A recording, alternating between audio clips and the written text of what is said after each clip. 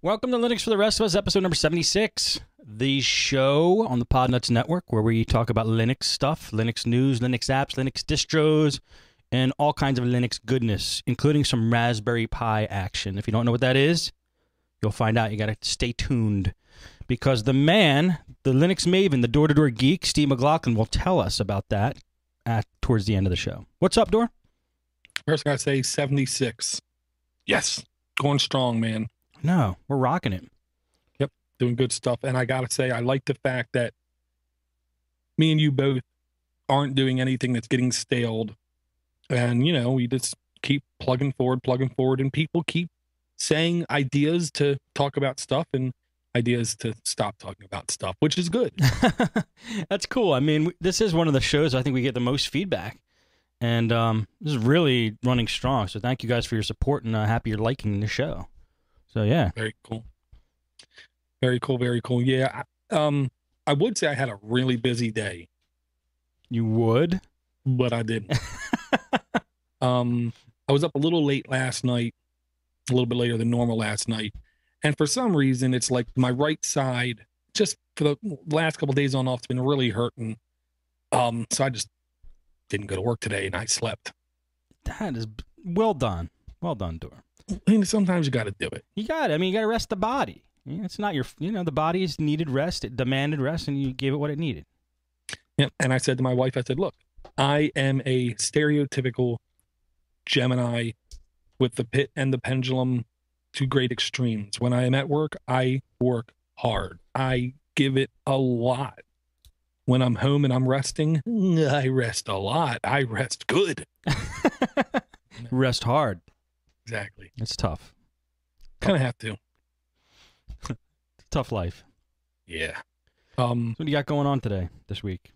Okay. Well, we are going to get to Raspberry Pi stuff, but I first want to just talk about a basic real quick also. Sure. We could do Raspberry Pi towards the end.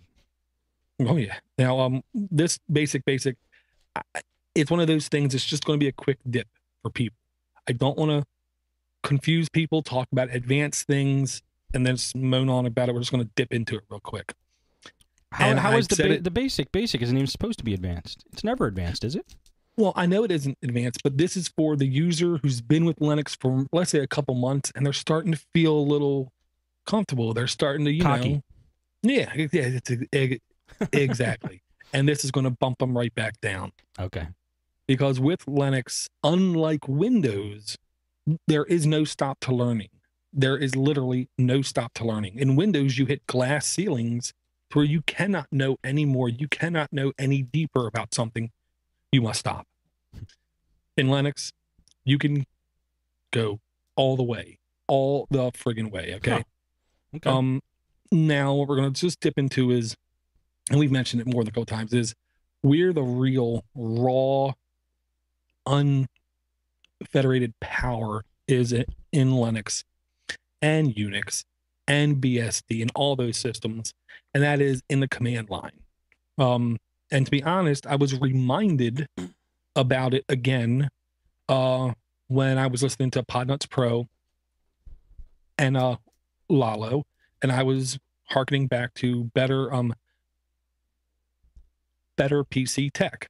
Okay. For you guys that don't know about that. Yeah, so, I'm sorry, betterpctech.com. If you guys don't know about it, what it is it's a set of videos where Lalo explains the powers and the benefit to doing Windows scripting. We all hate doing repetitive, mundane tasks.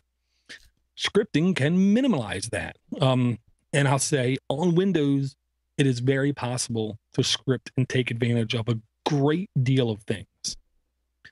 On the Linux side, it is very possible to script anything and everything. I mean, quite honestly, if there's any task anyone can ever imagine, you can do it with a script. And I just listed a couple sites here that I was going to throw out there. Sure. I'm having a hard time finding a central repository of a collections of bash scripts, because I learned by example. You know, somebody says this script will let you do XYZ, and I open it up, I read it, and I see the things they're doing, and then I can copy and paste outlines that I like into another task. Right. The first one is troubleshootingninja.com.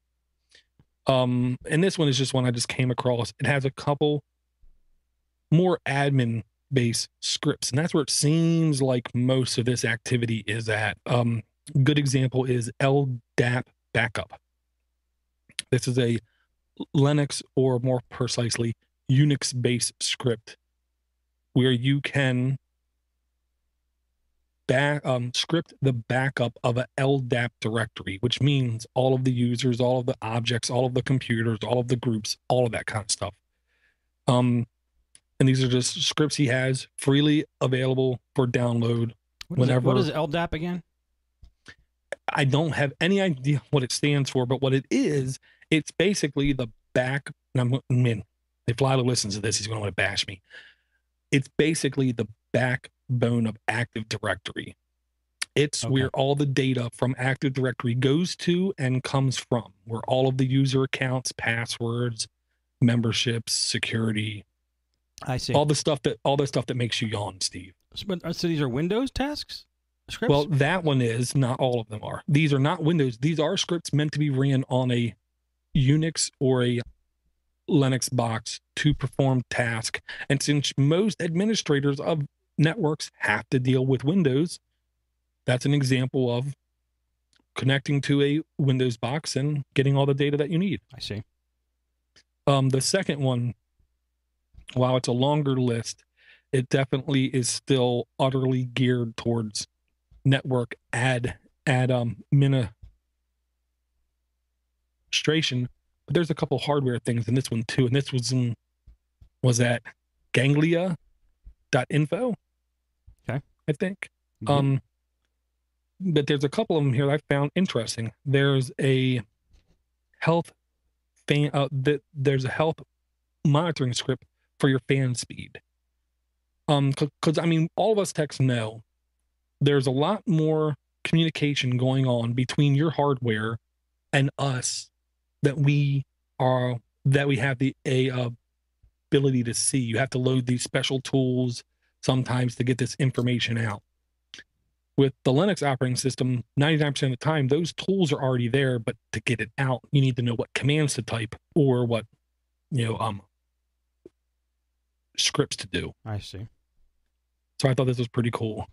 Network usage, disk usage, file system usage, user information, database information, all kinds of stuff on that one.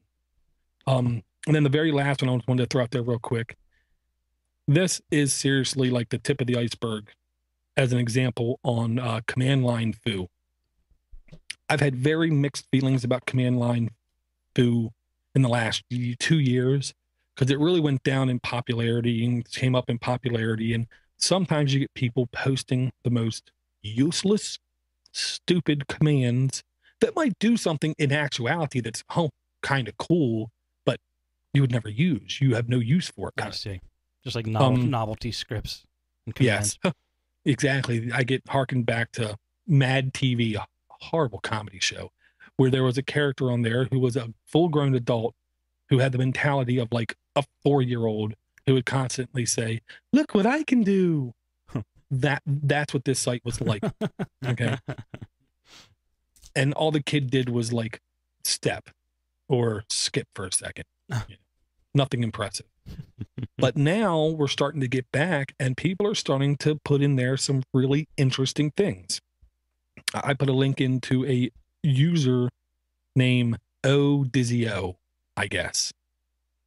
And these are all the scripts that they've put in there. And I gotta say, the one that's 2 down, I found to be interesting.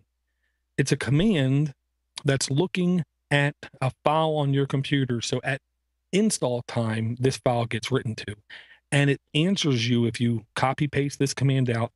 Are you on a desktop or are you on a laptop? I just thought that was, kind of a little bit shocking. There's also another one down here that will tell you what model of computer you're using. Good example, my Dell XPS M1210.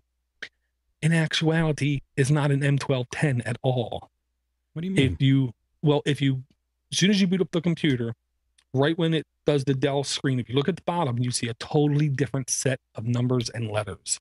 It's like MX1602. I mean, So and then when that's the real number Dell gave it. Exactly. Well, that's what the hardware manufacturer gave it. I see. And then on Dell's case, they say M1210 because it's a 12-inch laptop. Now, if you run this command, it gives you the real model number. And it wouldn't shock me if on most Dells, most HPs, if you're having issues with them, you type in those commands, you get that real model number out of it.